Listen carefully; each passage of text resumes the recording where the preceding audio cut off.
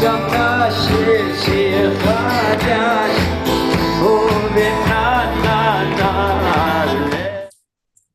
Welcome, everyone. Today is an auspicious day in an auspicious week. Yesterday, on the 11th of Cheshvan, is the yard site of Rachel Imenu. And of course, as we know, the minhag Yisrael is that a yard site can be observed ideally on the day of, but if for whatever reason one cannot go to the Beis Olam, so on, then 3 days before the day and 3 days after. So if Sunday, which was yesterday, Yom Rishon of Parshas Vayera, was the actual yard site of Rachel Imenu, which was Yud Aleph, I believe, then we have another couple of days to make it there. In fact, some people have asked me, will you be going to Kever Rachel? I said, I don't think the day of, because I think it'll be quite hectic and difficult to access.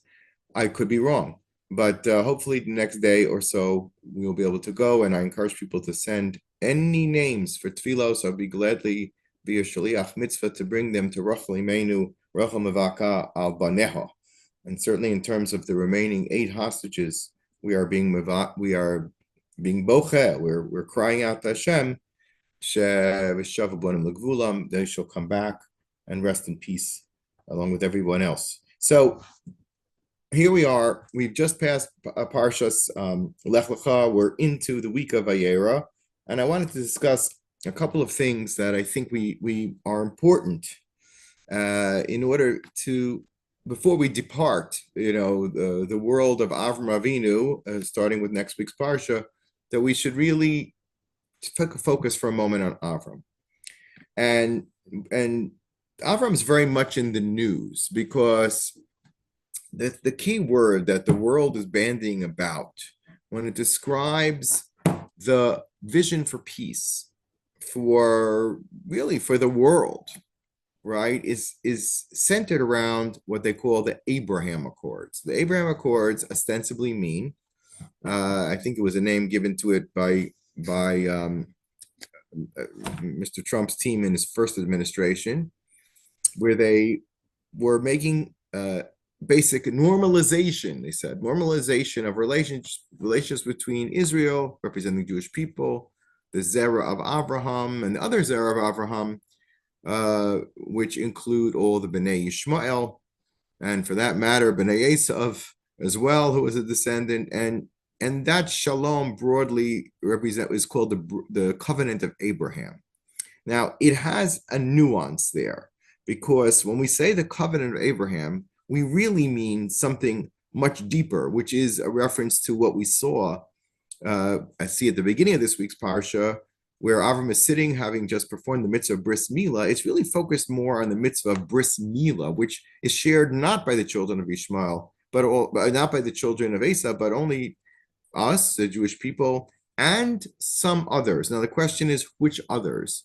We know that the Yishmaelim of our day, the Muslims who identify as children of Ishmael, do not do a proper bris milah, just like they don't do a proper shechita. It's a mimicked Jewish practice. They have halal, we have shechita, they have halal meat. No, halal meat is not kosher. We have a bris milah, they have a circumcision, but it's not a kosher circumcision. They fail to do the proper job, priya. It's very interesting to note the word priya is at least phonetically close to the word pere, which is what Yishmael is described with as para adam. We notice that the descriptor in Hebrew is always usually after, like Yeled Tov, Yalda Tova. When you say para Adam, a wild man, then it doesn't seem to be fitting the proper Hebrew grammar. So rather, it's the other way around. It's Adam as a descriptor of the wildness of the Bnei Yishmael. I think we all know, the entire world understands what this Wildkeit is, and it's a deadly Wildkeit. Just as Ishmael shot arrows at the birth of Yitzchak, and was therefore banned from the house by Sari Menu, because he was threatening her son's life by shooting arrows. gee, that's nothing's ever stopped. Missiles, arrows, it's the same. Nothing has changed. Their main form of warfare is shooting projectiles. That's what they know how to do. If hand-to-hand combat or tanks or that kind of stuff, not their bag. They're not so good at that. But shooting, and whether it's arrows or guns, they have a lot of familiar missiles, etc. They have a lot of familiarity, and that goes back to its origins, which brings us to an important point, which is the idea of Masa Avos Siman Labanim. When we speak about broadly the Abraham Accord, which means the Bale Bris Avraham, the children of the covenant, whether it's a proper covenant, whether it's a half covenant, we shall examine. But they view themselves as children of Abraham by virtue of Ishmael. And we, of course, see ourselves as the true Zerah of Avram Avinu through Yaakov Avinu. And yet the contest of Eretz Yisrael centers around the bris milah itself. Whoever performs the bris milah has a claim to Eretz Yisrael. That's what it is, because Hashem linked the idea of the bris, the covenant of the flesh, with the covenant for the land of Israel, which Hashem delivered it directly to Avram Avinu with his own communications directly with Avram, and promising him L'zaracha nasati et haaretz hazos. And Zerah, of course, is the concept of bris, of bringing forth children, b'kedusha. And so we have to understand, Eretz Yisrael has a requirement that it be only contextualized to those who are Bale Bris. So it is actually very interesting and perhaps ironic that the Abraham Accords are what the world is talking about, at least some of the world is talking about, as the plan. Because truthfully, that is the issue. The issue is who will inherit Eretz Yisrael, who has the proper claim to Eretz Yisrael. Now, when you make an accord, Avram also made an accord. He made an accord with Avimelech, and he compromised a portion of Eretz Yisrael. According to the Ramban, Avraham should have thought twice about leaving Eretz Yisrael to go down to Mitzrayim, which caused us a host of problems, not the least of which that besides Sarah being kidnapped, we received Hagar. Now, Hagar created untold problems for both Avram and Sarah, as we'll examine a little bit. And besides the giving birth to Ishmael, it created a rivalry, which Ad Hayom Hazeh is the subject of the quote-unquote Abraham Accords, Ad Hayom Hazeh. So you have to always link Masa Avos Siman Labanim. Look at the world. You will see nothing has changed. Now, I heard from Rabbi Kirschenbaum, who's a Rav here in the community, who we are zocha to learn from. We have a learning seder for several fellows. We learn with him. And he said, he reported that people fail to understand how to look at these parshios appropriately. Now, let me explain what I mean. That Avram Avinu did certain things, including, for example, the bris with Avimelech, the tefillah, Lu Yishmael Yichiel Fanecha. Let Ishmael be the one who receives Eretz Yisrael before the bris. Lu Halavai, he should be the one, Avram Avinu said. Now, that itself created a claim, opened, so to speak, a tik, that Ishmael could claim Eretz Yisrael as his by virtue of Avram's statement. So Rabbi explained, he said, do not think of the Avos from our context. There weren't people like we are people. If they were people like we are people, they wouldn't be featured in the Torah in such great depth. Every action, every nuance. In the first parshas of the Torah, we don't have the details of life. We have sketchy details. Even much about Adam's life is unknown. Certainly of Noah's first 600 years is not even referenced. So why all the great detail of Avram's life where we fill in episodes that seem to be, okay, important, but not terribly important? Where he pitched his tent when he entered Eretz Yisrael first, that he traveled to Shechem and Hashem appeared there and there was a carbon, very nice. And then afterwards, he went and pitched his tent between Ai and Beit El. Very nice. These things could have been relegated to Midrashim or not referenced at all. What difference does it make where he pitched his tent? What's the point of it all? But no, the Ma'aseh Avasim and Labanim teaches that every single event that happened to Avram Avinu had implications for the entire future history of Klal Yisrael. Every move that Avram made was done with the understanding that it will have impact for all time. Can you imagine? Can you imagine the responsibility? If Hashem came to you and said, you have a lot of important choices to make. You're going to be going through a series of tests. Just remember that whatever you do will impact, the history of the world for all time. Well, that's a very very different approach to life, right? You're not going to say, well, think I'll go take a little nap. I'll go to the supermarket. I'll take a break. I'll learn a little bit. Every action of your life has implications that are larger than anybody could possibly imagine. That's why we have to look at Avram. Everything that Avram did had implications that would span generations and involve millions. Av Hamon Goyim. Hashem transformed him into something of a worldwide person. If you must look at it this way, I'll simplify it. Within Avram was contained the hope of billions of future human beings. Billions. And certainly all of Klal Yisrael. So that's why the Torah needs to tell us each and every important movement and choice of Avram Avinu as he navigates the 10 tests that he transversed during his lifetime, which of course, according to most, as we understand, the pinnacle of was which one? The Akedas Yitzchak, which we're going to encounter in this week's parsha. So let me just recap. The idea that Avram's journey in these past two parashas, Lech Lecha and Vayera, had anything in them that you could look at from the context of a regular human being going through their life is patently incorrect. It has to be viewed from the perspective of something that would impact billions, certainly millions of people. And that's why it's so important that the Torah focus in on these 10 trials of Avram. Now we know that the very first trial was Lech Lecha, because he had to leave an area in which he was highly successful. In Haran, Avram Avinu made thousands and thousands. The Midrashim tell us, Chazal fill in the blanks and say, here's a man who is a multi-billionaire. How do I know? It says because every day, Midrash tells us, every day, all the greats of all the world would appear on his doorstep. Why?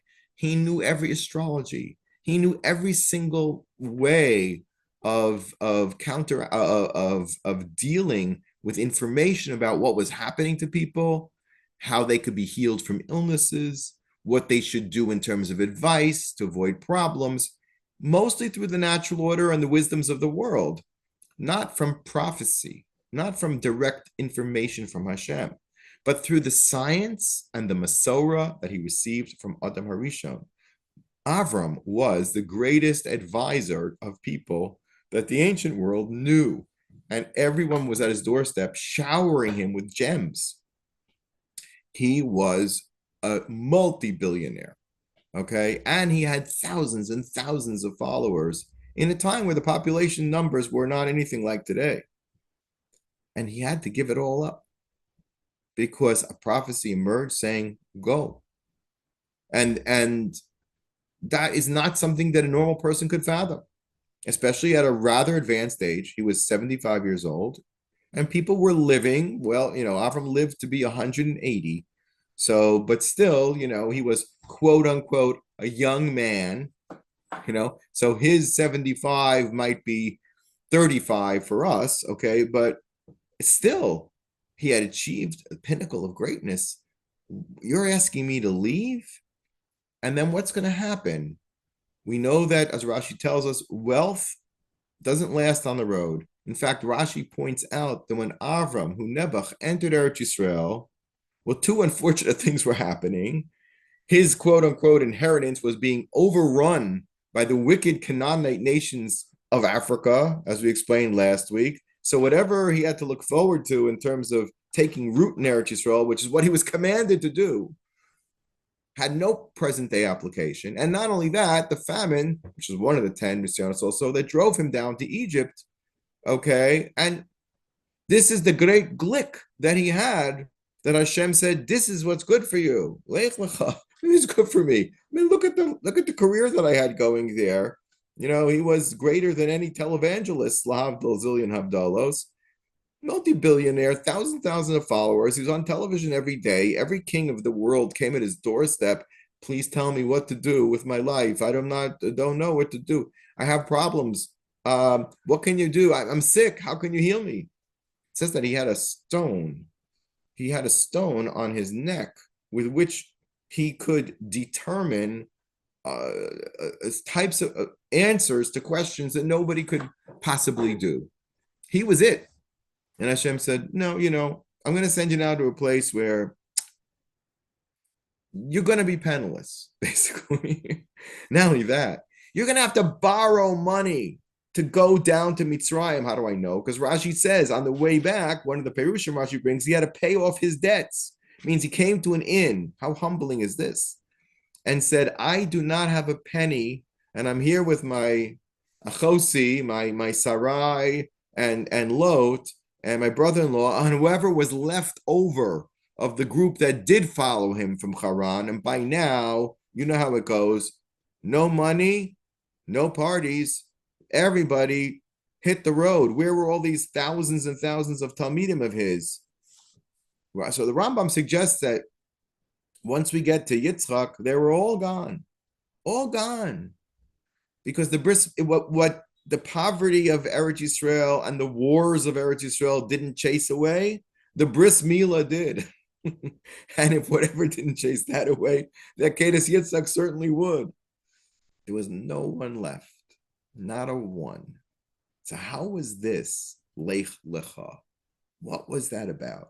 And the answer is, this does not have to do from the context of our perspective, which is career, success, money, influence. This has to do with something far, far, far greater. Is you have a job to do, that your particular lifetime is so much more important than anything you could possibly imagine. That Hashem says, I'm going to give you the instructions and I'm going to make you go through these 10 tests. Why? Because it's going to reveal your greatness, because it's your greatness that will set the tone for the future. And willy-nilly, by the same token, your foibles will translate forward into the future. That's why the Ramban could suggest something like this. This is what Rabbi Kirschenbaum suggested. He says, how could it be that you can criticize Avram Avinu for going to Mitzrayim? Yeah, because the fact that the Jews had to go to Mitzrayim and had to have 400 years as Hashem revealed to him in the Brit Ben Abasarim, and he'll go through all that suffering, perhaps could have been avoided. We all know that the going down to Mitzrayim was not inevitable. The sale of Yosef sealed the deal. Now you could argue that says, well, of course it was inevitable because Hashem really wanted it to happen sof. But from the perspective of Avram and the early Jewish people, there was no reason why they should have to receive that sort of difficult existence, because there were flaws, cracks in the future plan that were there in order so we could overcome them, grow from them, and demonstrate to the world how to repair them. Sinas chinam of the Achim to Yosef was something that needed repair. The hatred between the brothers of Cain and Hevel was repaired by the relationship between Aaron and Moshe, and so forth. So these are things of major implications. So let's just take a couple of looks at that. First of all, I want to say that when Avram was told Lech Lecha, it should raise a question right there. Lech Lecha? You think Avram's a selfish person? Go for yourself. Guess what? Don't worry about the money, you'll have the money. Don't worry about your name, you'll have the name. Don't worry about the children, you'll have the children. Is that what Avram Avinu is really concerned about? Seriously, you're putting him again back in the context of a regular person. How can Hashem say Lech Lecha? What, Avram is a selfish person? He's doing anything Lecha? He's doing anything for himself? Everything is for the Rebbeinu Shalom. Everything is to spread God's name in the world. That was his whole existence. That was his heartbeat. That was his very neshama. How could Hashem say to him, Ki'ilu, Lech Lecha? So here's what I want to explain. Again, and along the similar lines, Lech Lecha doesn't mean what you think it means. It doesn't mean go and everything will be okay, even though Rashi seems to suggest along those lines, but for a different reason altogether. Go and develop yourself. You are a great person, Avram. You have achieved great heights, but the world depends on your further development. There's so much more to you, Avraham, that will be revealed through these 10 tests. Lech Lecha means go to your ultimate self. Go to develop your potential, because an undeveloped potential is a tragedy, is a shud, as we say. It's a tragedy for the world. The world needs you, Avram, to be the best possible human being, the most triumphant person that you can ever be. And that's the case with each and every human being, by the way, because we are all Avram and Avram's children. We, as individuals and as Jews and as citizens of the world, however you want to look at it, have to lech lecha. We have to go through nisyonos in life, whether we like it or not. Some we're going to choose, some are going to be foisted upon us. But whichever way, look at them not as, oh my gosh, this is interrupting my vacation. You know, I'm sitting on the beach, pina colada. I got the pina colada. I got the soft music going. You know what I mean? I'm watching the waves. I'm going to have a great night's sleep. They're bringing a feast, healthy food. I'm going to go to my dog. I'm going to go take a run on the beach, and and everything is wonderful.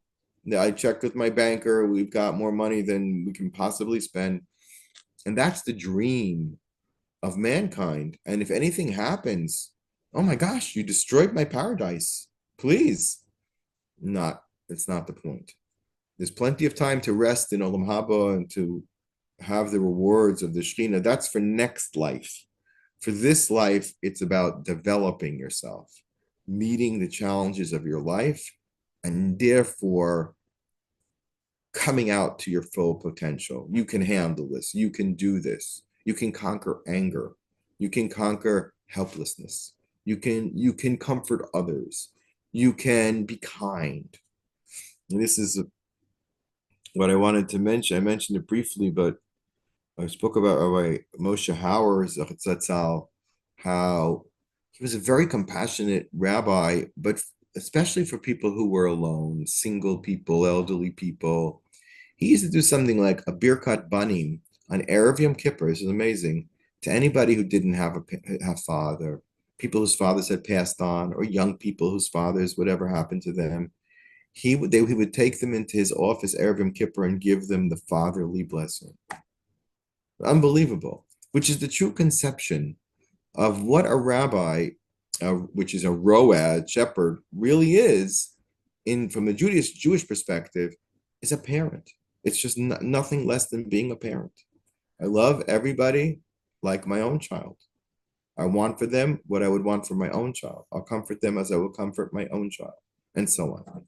So Avraham Avinu had this magnificent a trial set for him. Didn't look like a lot of fun, and I'm sure it wasn't a lot of fun for Avram going through it, but he rose to the occasion because he had to in many different ways. Now I'll frame it in another way. Avram was the Midah of Chesed. We know that Hashem created the world. He created it through the perspective of the 10 spheros. Why is beyond our comprehension. That we know. That's our Kabbalah, that's our Masorah, and that we know. Avram, therefore, his main purpose of his existence was to live through the gauntlet of Chesed and show us how to achieve that in our world as our necessary part of our growth and development. If there are any foibles, any flaws, then they remain for us to be repaired. So let's take a look at a couple of the events of Avram's life and how they have global and personal implications. You ready? So when Avram enters Eretz Yisrael, the first place he goes is to a city called Shechem. Shechem is a place with a, how shall I say, a troubled, it's Chazal call it Macham Mukan Leperanios. It's the place where Yosef HaTzadik was sold. It's the place where the Malchus was split away from the house of David and broke between the 10 tribes and the king of David. Shechem is a tough place. Till today, Yosef HaTzadik is buried in Shechem, as if to say, this is the place where the sale of Yosef HaTzadik must be rectified. And the two great mountains near Shechem, Har Grizim and Har Eval, were the place where the Jewish people took on the challenge of entering Eretz Yisrael, just like Avram did, and they did it so many generations later with Yeshua at the helm, at Moshe's instructions, and said, Arur, Baruch, Baruch, this is going to be, I'll accept upon myself the challenge of entering the land of Israel and choosing the good and avoiding conflict and avoiding strife. Of course, Shechem was where Dinah was violated. Very difficult entry place, which is especially difficult because it created division in Klal Yisrael. That's Avram's first encounter.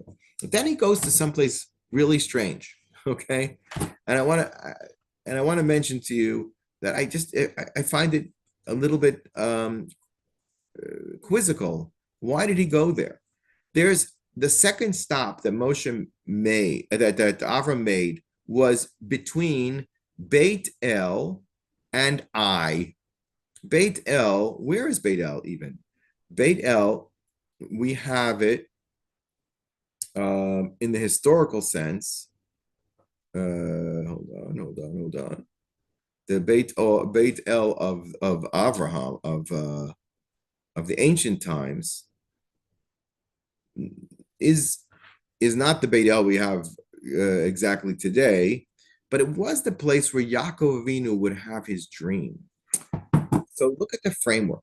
Yaakov's going to have his dream there, whether it was the portion of Jerusalem that was moved upward to the area of Shechem, which is what Rashi explains according to the Medrash. Very strange, and we'll get into it when we get to Yaakov Avinu and his dream, but it was some connection between Jerusalem, Yerushalayim of the future, and the city of Shechem, which was going to be the capital of the upper tribes, which had broken away from Yerushalayim. Somehow he was stitching together these two places. Now, Ai was a place where when Jews entered the land of Israel, first flush, there was a selfish sin done by Achan. Nebuch, he took some of the possessions of the city of Yericho for himself. He was discovered, put to death, and Avram finds himself right in between there. So what he did was he picked two spots, a spot of unity, Beit El, where Yaakov has the dream, where Yaakov combines all the 12 tribes, where he sets the tone for his mission, which he's on the way out of Eretz Yisrael to marry and produce the 12 tribes that will hold together, and they represent the future unity of Klal Yisrael. And on the other hand, Shechem and Ai, which is the place where there's division, separation, selfishness. Avram plants his tent smack in the middle. What I'd like to suggest, I looked around for Mefarshim and I didn't really see much about this. And Avram returns there when he leaves Egypt, even though Rashi says that every place that Avram traveled from when he first entered and came to Shechem and on Beit El and Ai was southward towards Jerusalem. In the art scroll, they quote anonymously, it's either their own idea. It says the reason why Avram was Haloch v'nasoa hanegba is because he was seeking Har HaMoriah, the place where he would have the Akedah. He was already focused on getting through to the 10th test. Can you imagine? He comes into Eretz Yisrael, Lech Lecha, the first test. He's already focused on the end game. That's exactly the point. It is the end game. Avram the whole time is focused on the end game, how to get through this gauntlet and set the path for the future. Maisa Avasim and Labanim. So by planting his tent between Ai and Beit El, I think Avram was casting a very important message. In other words, Beit El is what we need, unity. When he comes out from from attacking the city of Shechem and destroying it, and they came with all this idolatry and gold and silver, and conflict with the locals. He says, Kum halech Beit El, go back to the holy place of Beit El, cleanse yourselves, bring yourselves up. Alei Beit El. Beit El is the place where you rise above pettiness, ugliness, selfishness, taivos, and I being representative of that, where Achan took what was just for himself, clothing and money, just like focused inward, as opposed to the great mission of conquering Eretz Yisrael, which would be required miracles. And everybody saw the miracles at Yericho, how the walls came down because of the shofaros and the tefillos, and they had to understand that that was going to be the way that Eretz Yisrael would be conquered, if not specifically that way, but spiritually the same way. It would be through the Yedei Hashem. So put yourself on Beit El on one side and I on the other side. And what you're really saying is, Har Grizim, Har Eval, I got a choice. Klal Yisrael, when you go forward in your future, just know you're going to have a choice. You can either choose unity or you're going to choose selfishness. Which one is it going to be? Which one is it going to be? This is the path to success. This is the path to disaster. There's a major, major symbol I'd like to suggest, that Avram came out of Mitzrayim and went right back there to that same location and said, let's start again. No longer with Lot. I'm going to start life again. And we're going to try this another time around, because this is also echoing something that was said by in the Emek Dovar, Chaim Volozhiner. He said that Hashem told Avram, look at the land. And then he told him, haloch, walk in the land. And Chaim Volozhiner was troubled. Why both? Either look at the land or walk in the land. Which one is it going to be? So he said a very remarkable thing. He said, Eretz Yisrael, in its first conquest, is easy to capture as seeing the whole picture. You looked at it, you got it. Re'iyah is a form of kinyan.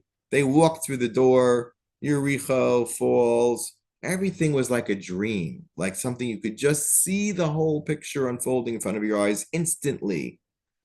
But the second time around, he said, and the final time around, which we are at, Eretz Yisrael will have to be acquired by halicha. Halicha means chazaka. When you walk the boundaries of a land, inch by inch, or meter by meter, okay, or kilometer by kilometer, dunam by dunam, that's the way Eretz Yisrael is going to come back to us in the future. And so it is, and so it has been. Remarkably, and just intuitively, Am Yisrael came back, and they used to say, okay, another dunam, another few goats, another dunam, the original people who came back here were just looking for another grain of sand, another place where they could put their feet on and establish a place to be. This was a foreign concept to the world of Torah and mitzvos. They didn't have that desire necessarily. Some did, but the majority were content to live a life of Torah and mitzvos wherever they might be, wherever there was parnasa, wherever there was safety. But this incredible desire to take Eretz Yisrael back, little piece of land by a time, says the Reb Chaim Volozhiner and Emek Dover. He said that's the way it's going to be in this generation, and so we have seen. And guess what? It's not. It's so far from over.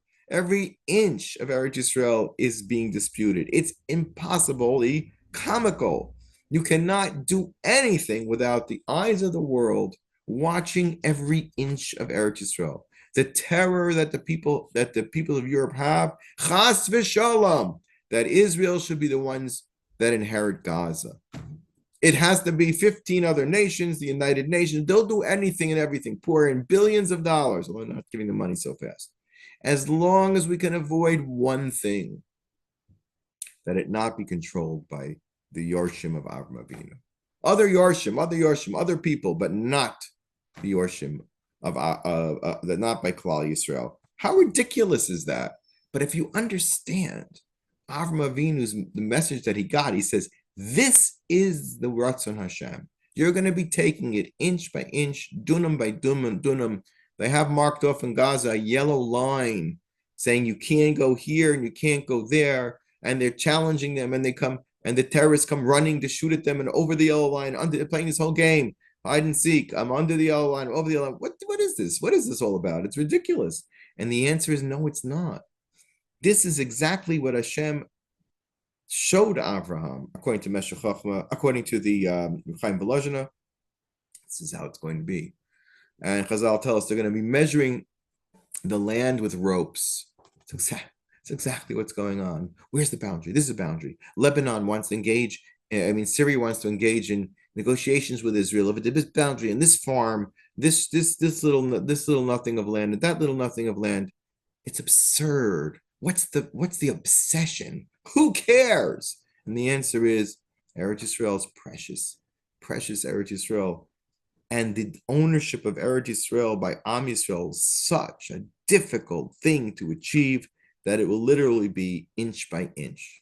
And so it is, and so it shall be. Unfortunately, we've been giving back and giving back and giving back, and retreating further and further to no avail. This will not help. And because all that's wanted is that everything be surrendered, and we have to only hope and pray that the lesson of Avram to keep walking and to keep going, and we can be very proud of ourselves. Those that support Eretz Yisrael, those that send money to Eretz Yisrael to support yeshivas and various tzedakos or chesed organizations, and those who have bought homes here, whether they live here or not, and those that are interested in the economy here, and those that are helping people live here, and those that are building communities for those that here, and then when the communities are here, supporting them that they can stay here. It's a battle, but the battle is moving. There's progress. Every day, there's another tender, there's another building, another high-rise in Yerushalayim that's going up, whether it's Haifa Bay or Tel Aviv or Beitar or Yerushalayim. It doesn't really matter. There is something happening here that was predicted and commanded to Avram Avinu, one building at a time. This is the way Eretz Yisrael will be reclaimed. And it echoes here. Now, I just wanted to touch on a couple of other things about Avram Avinu that inform our life. And that is, of course, I mentioned the question of how could Avram, in this week's Parsha, Vayera Elav, doesn't even say who, Vayera Elav, Hashem appeared to Avram, actually, in the tents of Mamre to do Bikur Cholim, ostensibly, Chazal tell us. And Avram excuses himself from talking to Hashem to take care of three idolatrous nomads who he had to wash their feet from their idolatry. If you're talking to God, you're talking to Hashem, like you have that appointment. Hashem comes to see you. Can I speak with you for a minute? Hashem knocks on your door. Can I have a word with you? And you're saying to Hashem, okay, but just give me a minute. Give me a minute. I'll put you on hold. Let me put you on hold. I'll get back to you. Let me get back to you.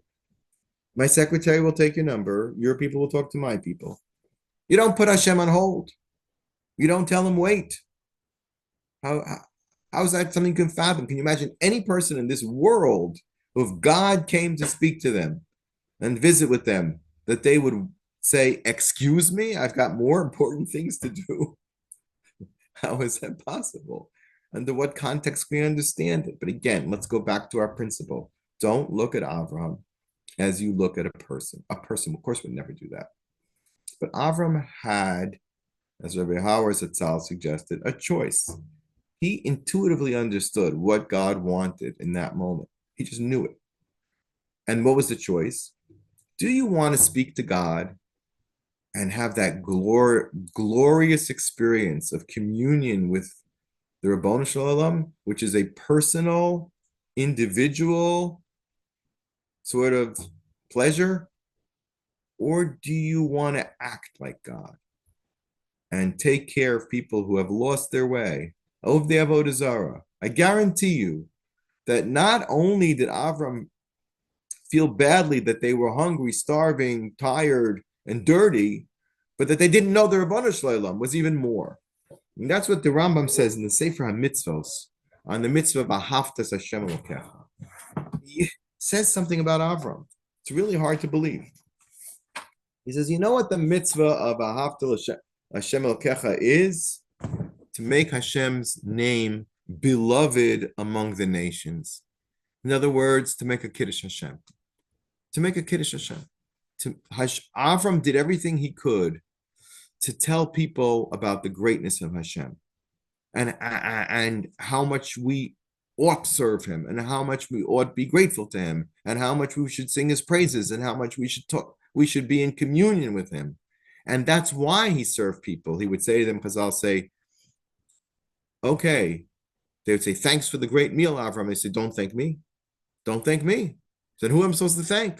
Oh, there's something called the Ribono Shel Olam who created this world and set the rules of nature so that things grow and I can harvest them and I can serve it to you. So that's what Ahavas Hashem means. And if Avram did not instill that into the world, there would be a pagam in the world.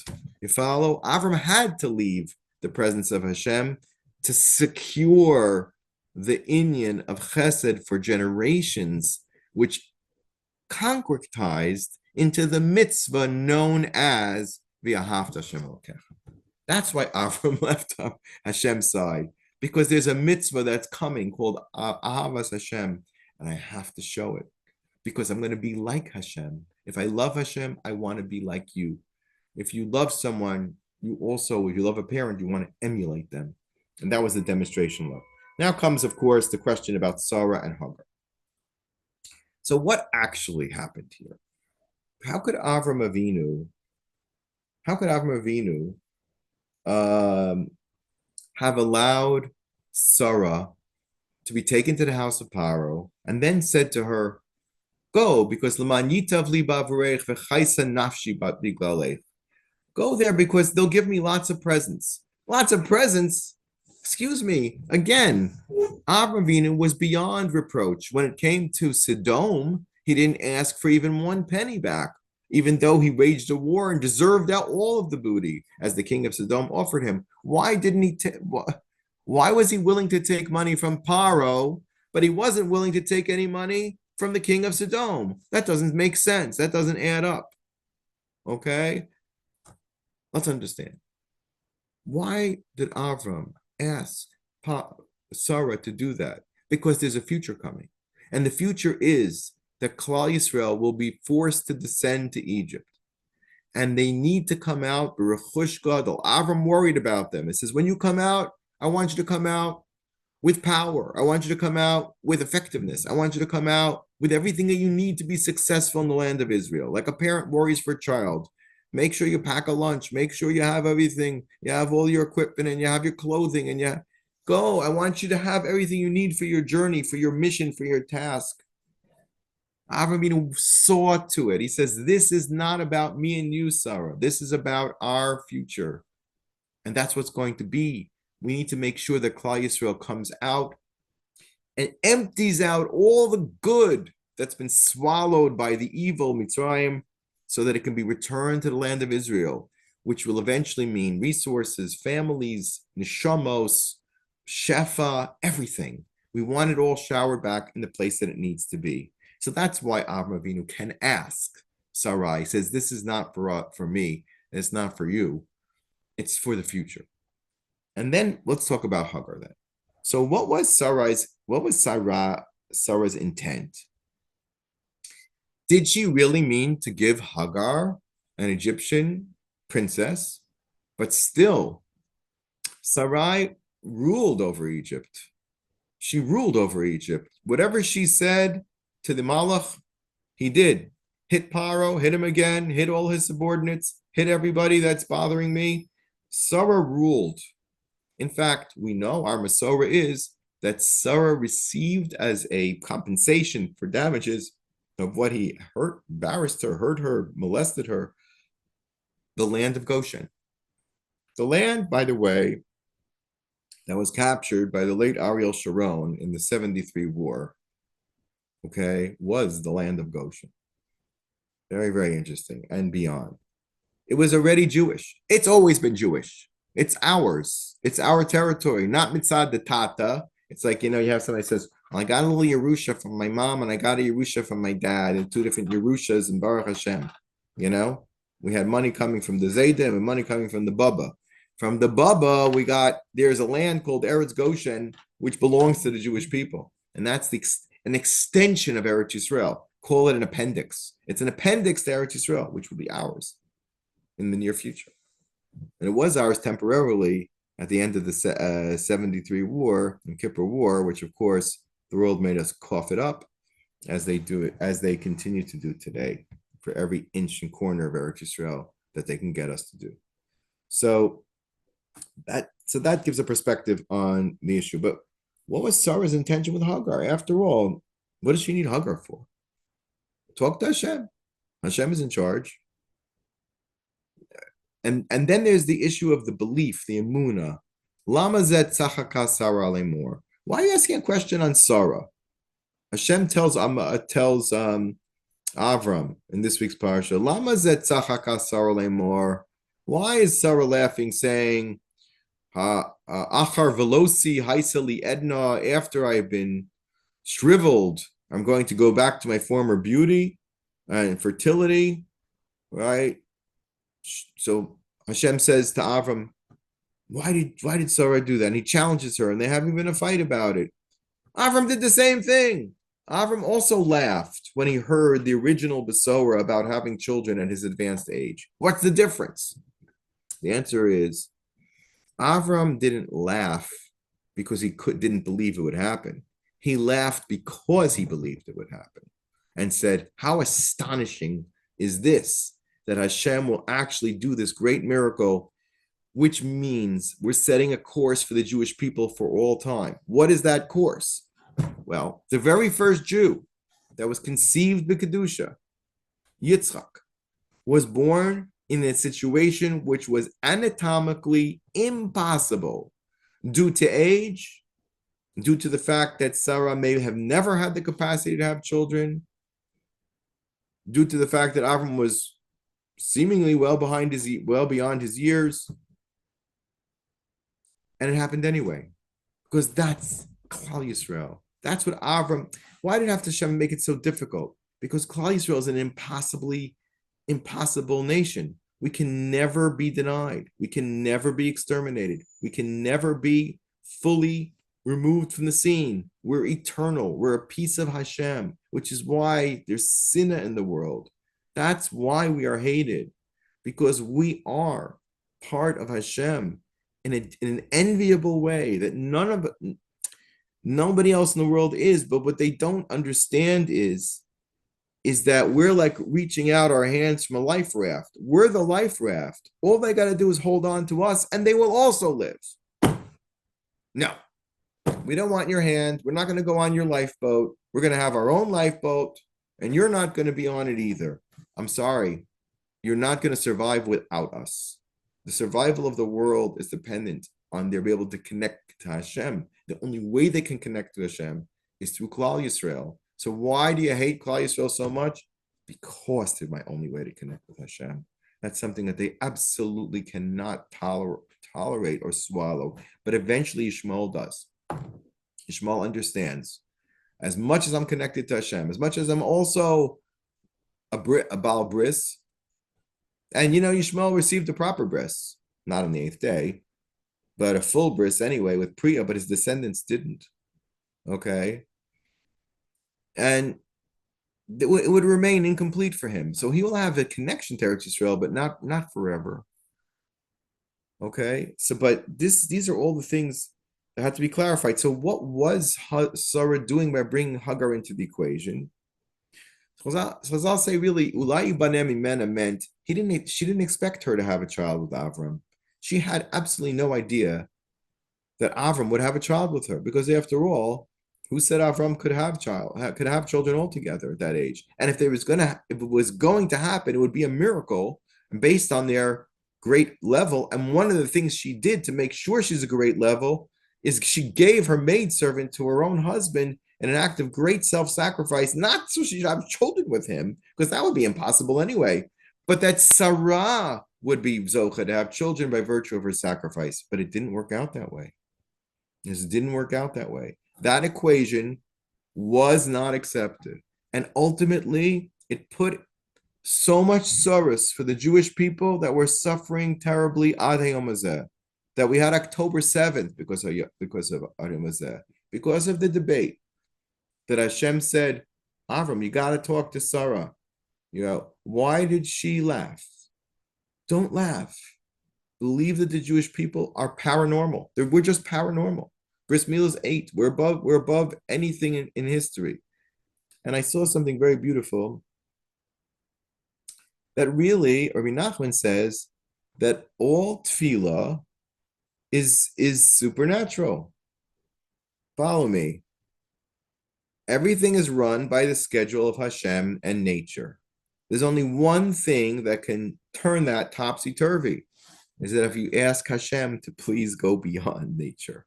If you can talk to Hashem and convince him, okay, sweet talk Hashem, convince Hashem, he wants you to, appeal to him, put in the appeal, it can't hurt. The court will listen to your appeal. Pray, ask, cajole, turn the world upside down, daven. Hashem will change it for you. But you have to believe in that. You have to believe that every prayer you say is not an obligation, but a potential miracle. I'm going to say that again.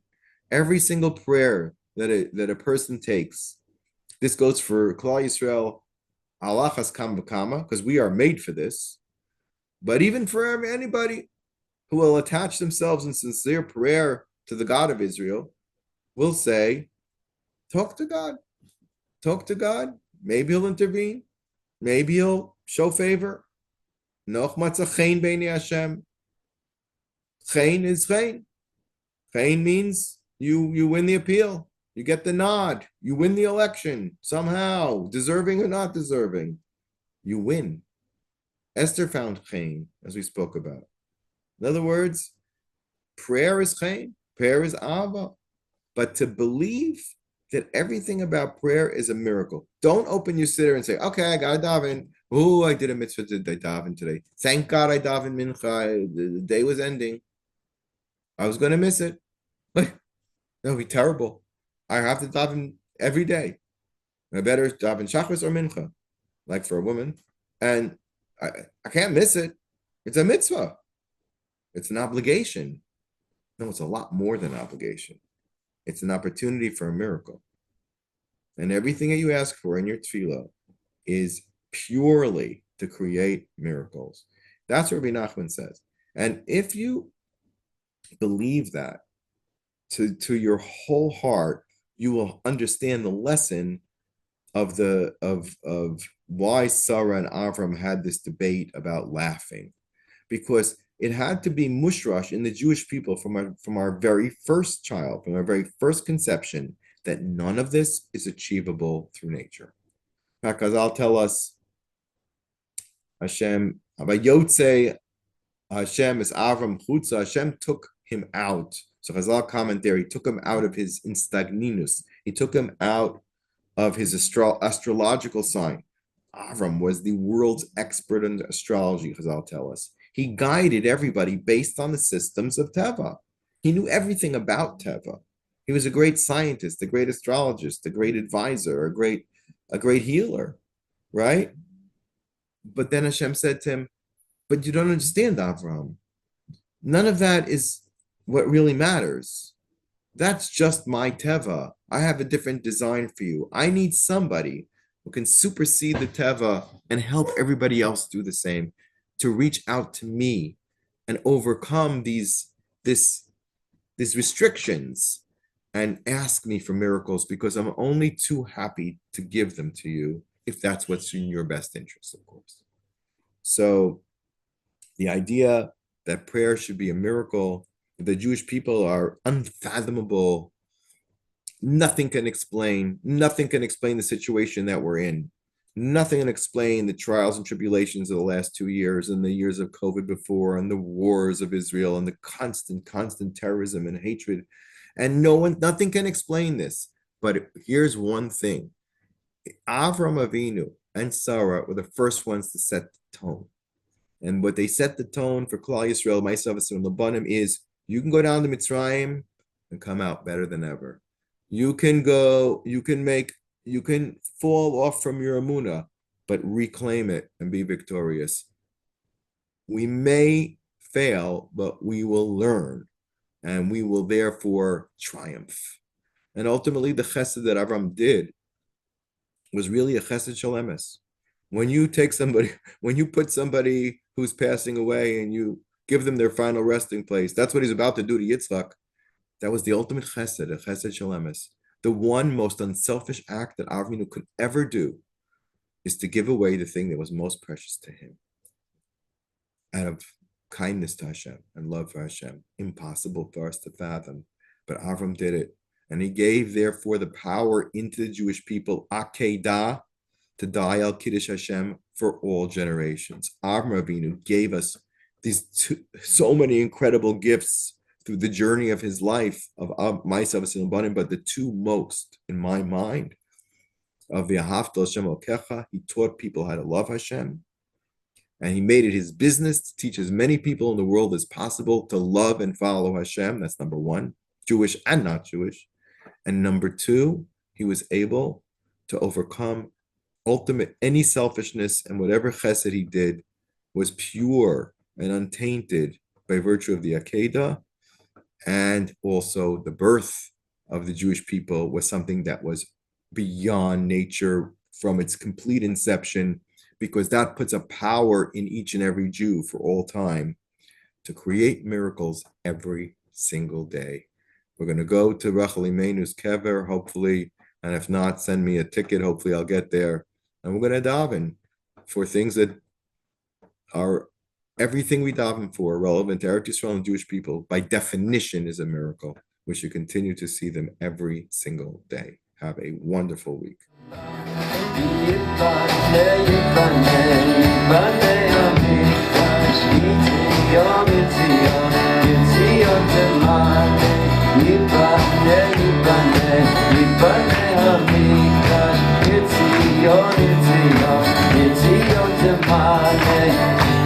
Shama shir shir chadya